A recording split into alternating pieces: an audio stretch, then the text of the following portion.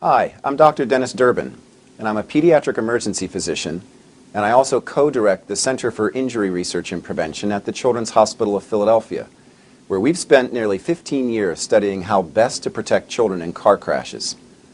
Today, I'm here to give parents information coming from the American Academy of Pediatrics on new recommendations to keep kids as safe as possible in the car. The AAP's new recommendations reflect the best science available in the field of child passenger safety. Following these recommendations will help you make the best choice possible to keep your child as safe as you can on every trip you take. The American Academy of Pediatrics now advises that infants and toddlers should ride in rear-facing car seats until at least age 2 or until they outgrow the upper height and weight limits of the seat. This information can always be found on the label on the back of the car seat. Once your toddler reaches the upper height and weight limits for a rear-facing seat, he should ride in a forward-facing car seat with a 5-point harness until he outgrows the height and weight limits for that seat.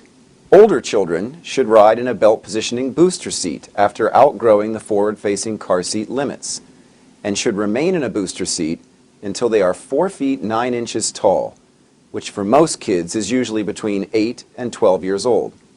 All passengers of any age should ride in a lap and shoulder seatbelt once they have grown big enough for the seatbelt to fit properly. Again, around 4 feet 9 or 8 to 12 years old. Finally, all children should ride in the back seat until they are 13 years old.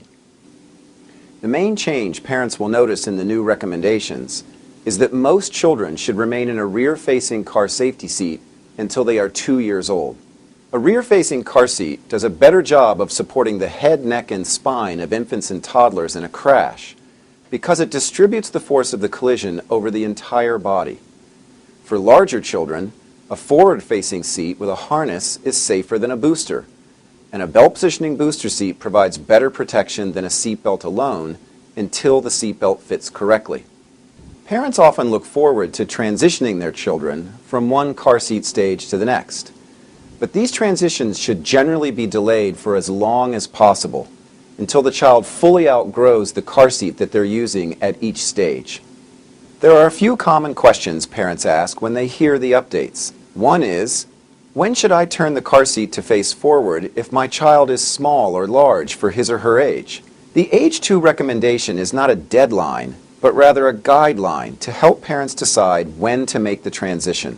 Smaller children will benefit from remaining rear-facing longer, while other children may reach the maximum height or weight for their seat before 2 years of age. A common concern among parents is that leaving their children rear-facing longer will make their children uncomfortable or put them at an increased risk of a foot or leg injury in the event of a crash. Real-world studies show no evidence of an increased risk of foot or leg injuries among older children who are rear-facing in crashes.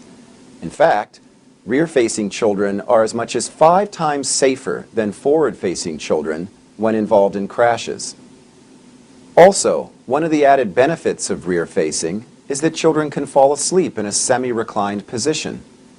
Children can safely and comfortably ride rear-facing until age 2. A final comment we hear a lot is about booster seats. Parents are often surprised that their child still needs a car safety seat when they're 8 to 12 years old. But here's how to think about it that makes much more sense. Seatbelts in cars are designed for adults, and the lap and shoulder belts do not fit children properly. If the lap belt sits high over a child's abdomen, she could sustain severe injuries to her abdominal organs. The booster seat keeps the lap and shoulder belts over strong bones where they were designed to be, instead of the soft abdomen or neck. For more information about the new recommendations and the different types of car seats, visit www.chop.edu/carseat. From that site, you can also locate a child passenger safety technician to make a free appointment near your home.